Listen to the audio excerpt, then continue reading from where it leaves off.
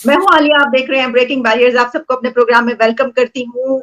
इमरान खान साहब ने अब एक वक्फे के बाद, वक्फे इस तरीके से कि वो जो सब कुछ हुआ था, पूरी रात जो प्रोटेस्ट होता रहा, जो सब कुछ हुआ, उसके बाद पिशावर का जलसा आप कह सकते हैं कि किक स्टार्ट है इमरान खान की उस कैंपेन का, जो जिसका उन्होंने ऐलान किया है कि अब वो भरपूर जलसे शुरू कर रहे हैं और इन जलसों में हमें हुकूमत और हो सकता है कि इदारों के खिलाफ वही सब कुछ सुनने को और देखने को मिले कि जो इससे पहले हाँ हमें सुनाई भी दिया और दिखाई भी दिया।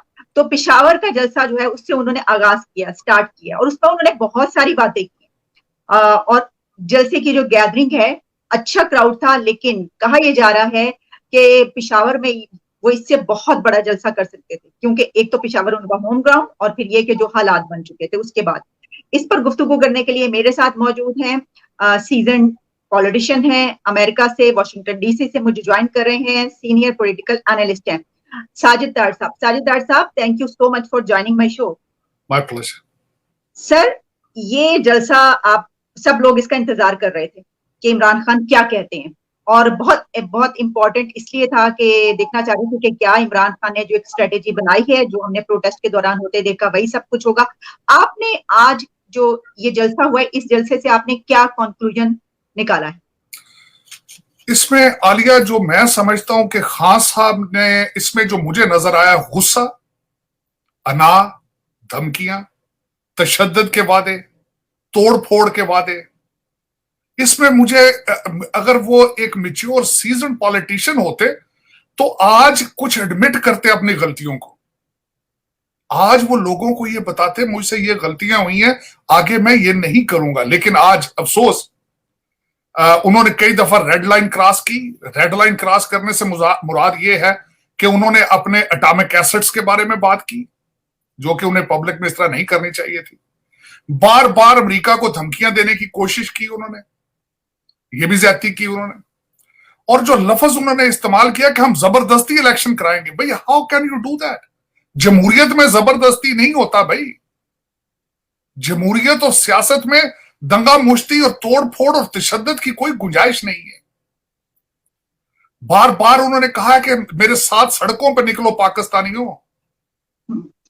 सड़कों पे, आपको पता है जब इस बात का कि पाकिस्तानी कौम अभी इस एक्सरसाइज में इतनी मैच्योर नहीं है, वो पूरा अमन एहतजाज करने की अभी तक उनमें रवायत नहीं है, बल्कि आपने खुद ही लीडरशिप ही गलत प्रोवाइड की है। आपका ईवान से इज्तिमाई इस्तीफे देना एक गैर जमहूरी अमल है। आपने बिल्कुल ऐसे किया है कि आखिरी बॉल पे कैच आउट हुए और आपने विकेटें उठा के भाग गए। आपको वजीर आजम ईवान ने बनाया था, पार्लिमान ने बनाया था, आपकी वहां मौजूदगी चाहिए थी। उसकी वजह यह है कि ये जमहूरियत का हुसन है, जमहूरियत की एक्सरसाइज है। आप पहले, आपको आनर है इस चीज का, मैं समझता हूं खुश होना चाहिए था कि आप एक पॉलिटिकल एक्सरसाइज की वजह से वहां से निकाले गए हैं, लेकिन आपने ज्यादती की है। आपने पहले भी, आपके जो इकदाम और आपके फैसले जमहूरी नहीं थे। आज खान साहब ने फिर बार बार कहा कि बच्चे नहीं भूलेंगे। भाई बच्चे, किन बच्चों की बात कर रहे हो? आपके बच्चे तो लंदन में है। पाकिस्तानी बच्चों की बात कर रहे हो, अपने बच्चों को कि जी हमने अगर ये ना किया तो बच्चे हमें नहीं भूल पाएंगे। आपके बच्चे तो ब्रिटिश हैं। आप पाकिस्तान में, मैं हमेशा ये कहता हूं, ये खुद और इंपोर्टेड गवर्नमेंट के नारे लगवाते रहे हैं, ला इलाहा इल्लल्लाह के नारे लगवाते रहे हैं, पाकिस्तान का मतलब क्या है। और फिर खासकर उन्होंने एक सबसे बड़ी ज्यादती की है जिस पे मैं खुश नहीं हूं, बल्कि कि उन्होंने फिर मौलाना फजलुर रहमान के घर में जाके उनके बैकयार्ड में डीजल डीजल कह के उन्होंने वहां पे नारे लगवाए, ये ज्यादती की। और फिर उन्होंने ये कहा कि आप 30 साल से मजहब को बेच रहे हैं, तो अब आपने बेचना शुरू कर दिया। आप क्या कर रहे हैं? आप सबसे ज्यादा तो मजहब आपने आजकल बेचना शुरू कर दिया। आप तो मौलाना फजलुर रहमान को भी पीछे छोड़ गए। जब आपके जलसे का नाम ही अमर बिल मारूफ था, तो भैया आप क्या कर रहे हैं? आप भी तो मजहब बेच रहे हैं, बल्कि आप तो खतरनाक काम कर रहे हैं। मौलाना फजलुर रहमान ने तो बारेश दाढ़ी रखी, उनके वालिद साहब भी मजहबी थे, उनके तो मदरसे हैं। आपने तो सिर्फ इलेक्शन के लिए और अपने इक्तदार के लिए इस्लाम को बेच रहे हैं। ये ज्यादती कर रहे हैं आप। ये तो ये गलती, फिर आलमी साजिश, फिर कहना कि भारत और इजराइल में जश्न मनाया गया। यार आप ना इजराइल के रडार पर हो, ना भारत के रडार पर हो। अमेरिका के रडार पे तो पॉसिबल ही नहीं, 3.5 साल जिन्होंने कहा ही नहीं आपको कि आप किस किस्म की बातें कर रहे हैं कि आप इतने, आपका कद काट इतना बढ़ चुका है कि आप एक आलमी थ्रेट बन चुके हैं। और जो मैं सबसे ज्यादा कंडेम करूंगा, खतरनाक खान साहब का जो लफ्ज था कि मैं हुकूमत के अंदर इतना खतरनाक नहीं था, मैं इनको बताता रहा हूं, मैं सड़कों पे आऊंगा तो ज्यादा खतरनाक हो जाऊंगा। ये किसको धमकियां दी जा रही हैं? पाकिस्तान को, पाकिस्तान की सरकारी इमलाक को, किनको धमकियां दे रहे? एस्टेब्लिशमेंट के खिलाफ जंग की ये हालत। और आखिरी फिक्रा मैं उनका बिल्कुल नहीं भूलना चाहता, उन्होंने कहा कि जंग आए, जंग शुरू करें, हकीकी आजादी के लिए जंग। यार क्या बात है, कौन को क्यों मिसलीड कर रहे हो यार? और आपने बिल्कुल सही फरमाया कि पेशावर के अंदर इनका जलसा करना ये तो कामयाब होना ही था, क्योंकि इनका स्टार्ट ही वहीं से हुआ है, खैबर पख्तूनख्वा से। उसकी वजह यह है, और इन्होंने बिल्कुल ये किया। वहीं पे सब लोग, सबसे ज्यादा हमारे जो पख्तून भाई हैं, वो मजहबी कार्ड के पीछे ब्लैकमेल हो जाते हैं। जिस तरीके से पहले कुछ पार्टियां जिनका इंतखाबी निशान किताब है और उनको कहा जाता है कि कुरान पे मोहरें लगा रहे हो, उसी तरीके से खान साहब ने वहां खड़े होकर ला इलाहा इल्लल्लाह का जब विरोध किया उन्होंने, तो बिल्कुल उन्होंने वही कार्ड इस्तेमाल किया और पख्तून इस पे जज्बाती हो जाते हैं। और खान साहब, मैं समझता हूं कि खान साहब जो अभी तक दो चीजें नहीं समझ सके कि सियासत क्या चीज है, जमहूरियत क्या चीज है, और जो कुछ भी कर रहे हैं ये ना सियासत के अंदर है ये चीजें, ना जमहूरियत के अंदर। मैकावली को ये समझते हैं, उनको उनकी ये प्रस्तश करते हैं, उनको पढ़ते हैं, उनके उनके उनके चल रहे हैं। लेकिन इनको मैं ये बताना चाहूंगा कि Machiavelli was not a noble person in politics. उसकी कोई रिप्यूट अगर उसको पढ़े, he was not a reputable person. उन्हीं का ये कॉल था कि in politics there are no morals, there is no morality in it. तो अगर आप ये चाहते हैं कि मोरालिटी के बगैर आप तशद्दुद की तरफ ले जाएं बच्चों को लेकर, किसी के बच्चों को, अपने बच्चों को नहीं, किसी के बच्चों को, पाकिस्तानी बच्चों को आप नौज बिल्ला आप उनकी शहादतें दें, आप उनके खून की रैलियां करें अपने इख्तिदार के लिए, तो आज ये पाकिस्तान को सोचना पड़ेगा हम कहां जा रहे हैं, ठीक, हमारी डायरेक्शन क्या है। हमने एक सबसे बड़ी, आज खान साहब जो बाहर खड़े हैं एक पॉलिटिकल एक्सरसाइज की वजह से बाहर खड़े हैं। मैं अगले दिन एक जर्नलिस्ट की बात सुन रहा था, मैं हैरान था। वो कह रहे थे कि ये हमेशा ये कोड करते हैं, मैं ऑक्सफोर्ड में, वो मैं वेस्ट को बहुत अच्छे तरीके से जानता हूं, ऑक्सफोर्ड को बड़े अच्छे से जानता हूं, और मैं भारत के अंदर 27 आज तक वोट ऑफ नो कॉन्फिडेंस हुए, 27 दफा। और मैं यूके की बात करता हूं, लोग जब शाम के टाइम घर आते हैं तो उन्हें पता चलता है कि आज prime minister has been replaced, he has lost in vote of no confidence. जमहूरियत के अंदर और सियासत के अंदर तशद्दुद की कोई गुंजाइश नहीं है, और आज की उनकी सारी स्पीच वॉज टोटल, वॉज भरी हुई थी तशद्दुद के साथ, धमकियों के साथ। और जो एटॉमिक एसेट्स का उन्होंने जो बात की है, इनको पता होना चाहिए ये जो एटॉमिक एसेट्स है, they are not under the control of prime minister, और they are not under the control of parliament और सारा कुछ। लेकिन आपने ये पूरी दुनिया को, आज आपकी तकरीर ट्रांसलेट हुई होगी, और जो एम्बेसडर्स होंगे उन्होंने वही उसी तरह के मरासले भेजे होंगे जिस तरह का मरासला आप लेके फिर रहे हैं। उन एम्बेसडर्स ने लिखा होगा आज अपने कंट्रीज में वापस, उन्होंने केबल्स दी होगी आपके स्पीच के बारे में कि you are sending the message to them कि your assets are not safe. How dare you do that? ये मैं कहता हूं पाकिस्तान के साथ गद्दारी के मुतरादिफ है ऑलमोस्ट, क्योंकि आपकी एग्जिस्टेंस और दुनिया में उस रीजन में सिर्फ रिस्पेक्ट आपके एटॉमिक एसेट्स की वजह से, आपका सर्वाइवल अटैच है उसके साथ। और आज आपका एक्स प्राइम मिनिस्टर कह रहा है कि your assets are not safe. अगर आपके इदारों ने इसके खिलाफ एक्शन ना लिया तो आपका फ्यूचर जो है बड़ा गलत है, क्योंकि आज आपके जो एम्बेसडर बैठे इस्लामाबाद में, they are sending that wires cables and they will be taking very seriously. Exactly साजिदार साहब, आपने बड़े इन डेप्थ एनालिसिस कर दिया जो कुछ उन्होंने कहा उसका। अच्छा, अब इसमें कुछ पॉइंट्स हैं सर। एक तो खैर चले, वो हमारे ऊपर गद्दारी के लगाते हैं इल्जाम, सबको गद्दार कहते हैं, लेकिन हम नहीं कहते कि वो अपने उसमें ये बोल जाते हैं चीजें, तो चलें वो बोल गए। खासतौर पर ये जो जौहरी तवानाई के हवाले से जो उन्होंने बात की है, बड़ी गलत बात की। और जिन लोगों ने बनाया है जौहरी तवानाई का ये मंसूबा जो पाकिस्तान का है, पूरा प्रोग्राम, जिन्होंने प्रोग्राम ये किया, उन्हीं के बारे में कह रहे हैं कि उनके हाथ में ना दें।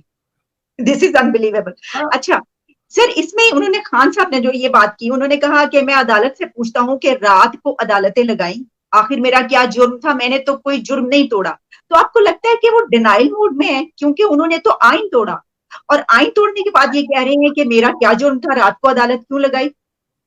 देखिए, ये तो उन्होंने एक नैरेटिव बिल्ड कर रहे हैं, नौजवानों को बार बार जो खिताब करते हैं, उनका ये मैं छोटा जो इसका जिस दिन से ये निकले हैं, बल्कि उससे पहले ये नैरेटिव बिल्ड कर रहे थे पीटीआई वर्कर्स के जेन में कि आपकी फौज आपके खिलाफ है, एस्टेब्लिशमेंट जो है वो भी बिक चुकी है अमेरिका के हाथों में। वो ये एक पिक्चर ड्रा करने की कोशिश कर दे कि जजेस भी बिक चुके हैं अमेरिका के हाथ में।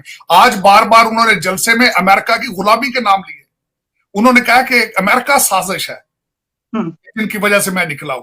मेरा मकसद है कि ये एक ऐसा गलत एक तासर दिया जा रहा है जो कहीं रुकने वाला नहीं है। मैं आगे फ्यूचर में बताना चाहता हूं, आलिया आगे फ्यूचर में जो कुछ भी होगा ये फौरन पकड़ के कह देंगे ये अमेरिका के हाथ ये भी बिक गया। अब मैं ये क्वेश्चन पूछना चाहूंगा, पीटीआई आपके आजाद कश्मीर के अंदर आपकी पीटीआई ही अपने प्राइम मिनिस्टर के खिलाफ इकरारदार लेके आ रही है। पीटीआई टूट चुकी है आजाद कश्मीर में, आपका क्या ख्याल है वहां भी अमेरिका कर रहा है? पंजाब के अंदर आप इलेक्शन नहीं जीत रहे हैं, आपका कैंडिडेट वहां भी अमेरिका कर रहा है। लेकिन देखें कितने स्मार्ट हैं कि इन्होंने एक ऐसा चीजें बिल्ड कर दी हैं, इस्लाम, गद्दारी, अमेरिका के खिलाफ जंग, और हर इंसान जो इनका बंदा बात नहीं मान रहा वो मुसलमान भी नहीं है, वो गद्दार भी है और अमेरिका के हाथों बिक चुका है। और सबसे बड़ी डिवीजन जो आ चुकी है आलिया, जो खतरनाक हद तक जा चुकी, जिस तरीके से मैरियट के अंदर कल हुआ है, ये एक छोटा सा उसका एक टिप ऑफ द आइसबर्ग है। The country is divided big time, और उसको डिवाइड करने वाले खान साहब हैं, अपोजिशन नहीं है। क्योंकि अपोजिशन में जो पार्टियां बैठी हैं वो 30-30, 40 साल से हैं। जब नवाज शरीफ बाहर गया था उन्होंने सड़कों पे आगे अमलाक नहीं चलाई थी, उन्होंने तोड़फोड़ नहीं की थी, उन्होंने इनके ऊपर गद्दारी का और मुसलमान ना होने का इल्जाम नहीं लगाया था। पीएस पार्टी कई दफा कोड़े खा चुकी है, सब कुछ कर चुकी है। उन्होंने फौज के खिलाफ या इदारों के खिलाफ या अदलिया के खिलाफ इस एक्सट्रीम तक नहीं गए होंगे। जब भुट्टो साहब की डेथ हुई होगी अल्टीमेटली उनके भी सेंटीमेंट होंगे, बहुत पुरानी बात है, लेकिन रीसेंट हिस्ट्री में they have behaved very maturely और वेरी सेंसिटिव थे। लेकिन खान साहब ने आज निकल के पहली अपनी स्पीच में ही मुझे बड़ा डिसअपॉइंट इसलिए किया है कि उन्होंने जो बातें आज की हैं, ये मैच्योर सीजन पॉलिटिशियन या एक मुहिब्बे वतन पाकिस्तानी ऐसी बातें नहीं कर। ठीक, साजिद ताड़ साहब, हमने देखा कि जब तक इमरान खान इक्तदार में थे तो आखिरी उनकी स्पीच तक उन्होंने खूब तारीफें की भारत की। आखिरी चंद आप कह लीजिए 2 महीने 3 महीने उन्होंने कहाँ वो इतने खिलाफ होते थे, कहाँ उन्होंने पीएम मोदी की, उनकी जो फॉरेन पॉलिसी है, इंडिया की, हर तरह की तारीफ की। जैसे ही वो इक्तदार से निकले हैं, पिशावर का पहला जलसा, तो जब शाह महमूद कुरैशी ने स्पीच स्टार्ट की तो उन्होंने की ही भारत से। उन्होंने कहा कि भारत का जो है वो मुबारकबाद दी गई है भारत की तरफ से, और शहबाज शरीफ ने जो है उनको ये कहा है कि हम ताल्लुकात बनाएंगे, ये देखो ये मोदी का यार, ये सब कुछ कहने लग पड़े। और इमरान खान ने भी यही, तो ये क्या है कि जैसे आप इक्तदार से बाहर गए तो आपने वो अपना वही नैरेटिव अपना लिया। डबल स्टैंडर्ड है। मैं ये कहता हूं कि इक्तदार में थे तो इक्तदार के अंदर भी कई दफा इन्होंने अपने यूटर्न लिए इसी चीज पे। कई दफा ये कश्मीर के हवाले से जाके दूसरी साइड पे चले जाते थे। मोदी साहब को, जब मोदी साहब इनकी कालें नहीं उठाते थे, फिर कई और तरफ चले जाते थे। कभी ये कश्मीर के एम्बेसडर बन जाते थे, कभी उनकी तारीफें। लेकिन मेरी जो अपनी पर्सनल असेसमेंट ये थी कि आखिरी दिनों में जब ये इन्होंने भारत की तारीफें शुरू की हैं आलिया, वो सिर्फ इसलिए करते थे एस्टेब्लिशमेंट को ब्लैकमेल करने के लिए, उनके सेंटीमेंट्स के साथ खेलने के लिए। क्योंकि खान साहब की एक बात जो है कि वो हमेशा, एक तो वो अपने आप को बहुत इंटेलिजेंट, बहुत हैंडसम समझते हैं, और वो समझते हैं कि दुनिया के साथ माइंड गेम खेल रहा हूं, ये उनका अपना नैरेटिव है। लेकिन खान साहब, ये माइंड गेम अगर आप खेलते हैं तो क्या ख्याल है दूसरी सारी दुनिया माइंडलेस है, उनकी सोचें नहीं है, उनकी अपनी ओपिनियन नहीं है। और अगर आप किताबें पढ़ते हैं तो आपका ख्याल है दूसरे सारे अंधे हैं, सारी दुनिया किताबें पढ़ रही है और लिख रही है। बल्कि जो किताबें आपने भी पढ़ी होंगी वो किसी ने लिखी होंगी, आपकी लिखी किताबें नहीं है। तो आज भी उन्होंने खासकर ब्लैकमेल करने की कोशिश की। मैं थोड़ा सा ये भी बताना चाहूंगा, खैबर पख्तूनख्वा में खड़े होके तो उन्होंने ड्रोन्स की बात की। उन्होंने खैबर पख्तूनख्वा के वो लोगों को जज्बाती ब्लैकमेल करने की कोशिश की कि सबसे ज्यादा आपके बच्चों पे अटैक हुए ड्रोन्स, और सबसे ज्यादा हमारी, बल्कि उसमें अपनी फौज को भी ब्लेम कर रहे करते हैं। गलत। आज की स्पीच जो सारी थी पुरतशद्दद थी, धमकियां थी, गुस्सा था, अना थी, उसमें कोई फ्यूचर प्रॉमिस नहीं था सिवाय उसमें तोड़ फोड़ के, उसमें सिवाय पुरतशद्दद आने वाले दिनों की ये अपने पीटीआई लोगों को उकसाना, एक्साइट करना उसको, बल्कि इनकी टोटल स्पीच जो थी इट वाज नथिंग बट जो मैंने आपको कहा है कि इनके इरादे जो हैं इनके अच्छे नहीं है, पाकिस्तान के लिए अच्छे नहीं है। इनको चाहिए था कि इतने कई, मैंने आपको बताया कई दफा उन्होंने अपनी स्पीच में रेड लाइन जो है वो क्रॉस की है, नहीं करना चाहिए था।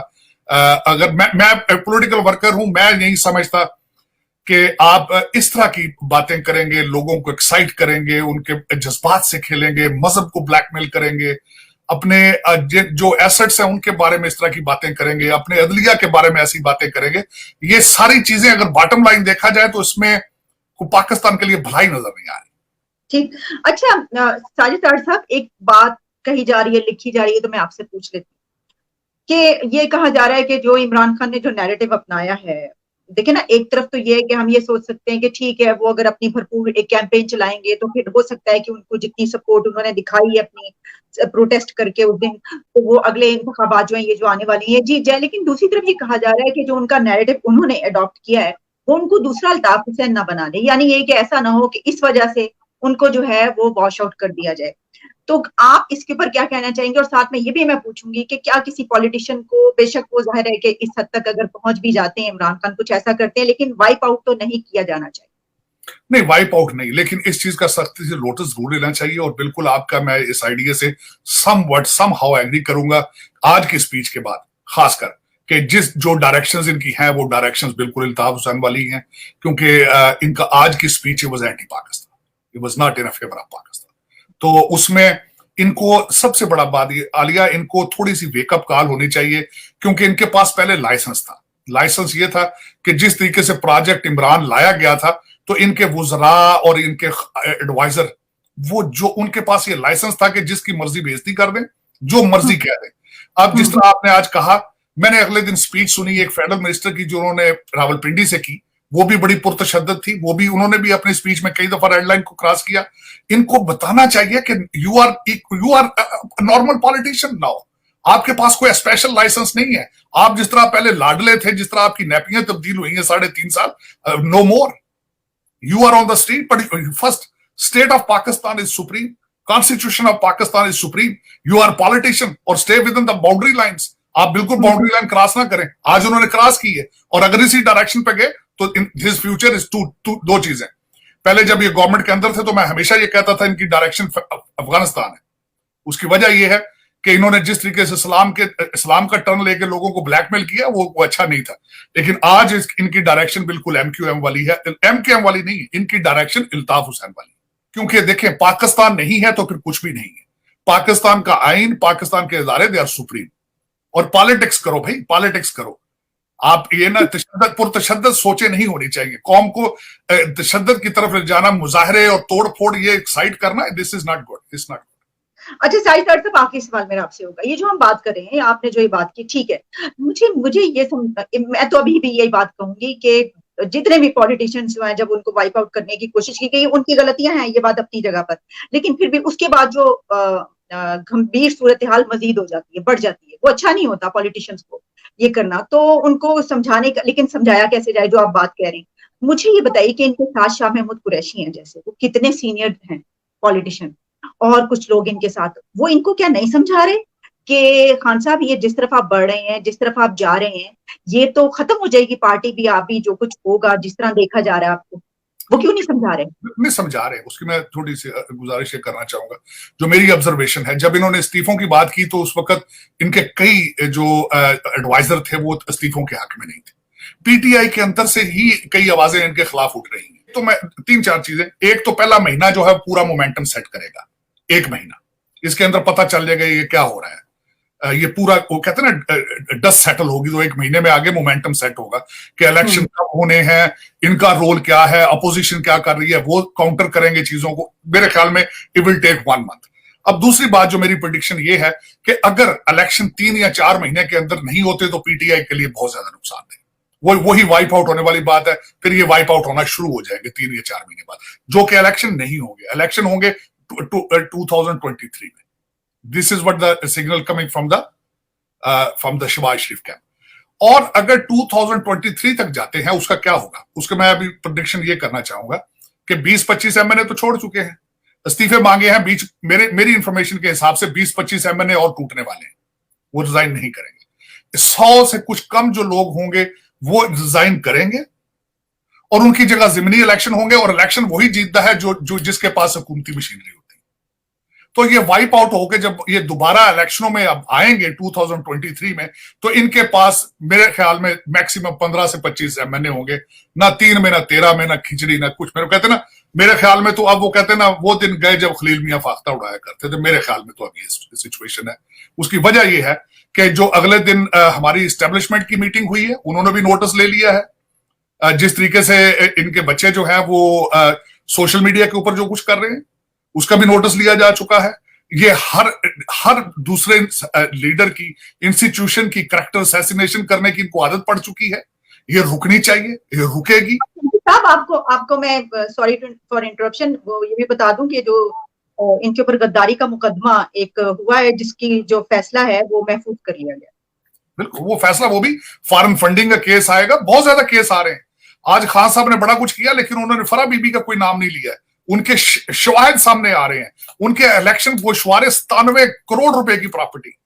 एक एवरेज, बिलो एवरेज बच्ची माछी गांव शेखुपुरे से खुद अपनी जिंदगी में निकली है, और उसने लाहौर जाके विद इन 1 साल में 97 करोड़ की प्रॉपर्टी, वो भी 2019 के गोशवारे इलेक्शन में उसने जमा कराए। तो वो रियासत मदीना का उसका कोई इन्होंने अमल दखल नहीं बताया।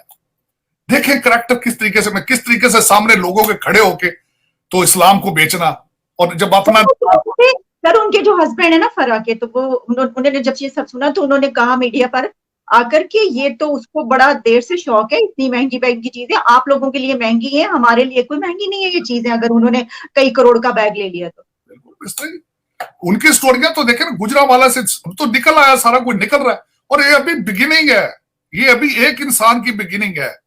ये तो आप देखेंगे 18 करोड़ का हार तो वो जो जुल्फी साहब जाके लाहौर बेच आए, अभी तो लोगों ने वादा माफ गुआ बनना है। अभी तो सारा कुछ निकलेगा, तो कुछ भी नहीं है। और इन्हें पता है इस बात का। ये इसीलिए इस्लामाबाद अपनी कुर्सी से चिपक गए थे। इन्हें पता था कि it will be very hard to for me to survive. ये बिल्कुल एक महीना, एक दिन के हिसाब से FIA इज वर्किंग, और कई इदारे काम कर रहे हैं। और मैं समझता हूं ये ड्यूटी है उनकी कि कौम को बताएं कि असल चेहरे इनके क्या है, इन्होंने जमहूरियत के साथ क्या खिलवाड़ किया, इन्होंने मेरा इकॉनमी के साथ क्या किया, और जो आगे खतरनाक हद तक जा रहे हैं। इनका लाइसेंस वो जो है वापस होना चाहिए, रिवोक होना चाहिए। वो जो इनके पास 007 लाइसेंस है, लाइसेंस टू किल, कि इनके पास लाइसेंस है कि जो मर्जी कार्ड खेलें। मजहब का कार्ड भी चल रहा है, अमेरिका जंग भी छिल रही है। मेरा मकसद है कि हर एक को गद्दार भी किया जा रहा है। ये पहले पॉलिटिकल हिस्ट्री में इस तरह नहीं हुआ। इस तरह लोग एक दूसरे को मुसलमान और काफिर का सर्टिफिकेट नहीं देते थे, इन्होंने देने शुरू कर दिए, और ये रुकना चाहिए। ऐसे नहीं होता ये। ठीक, बहुत शुक्रिया, thank you so much for your precious time Sajid Tahir साहब। Thank you Alia. पाकिस्तान जिंदाबाद।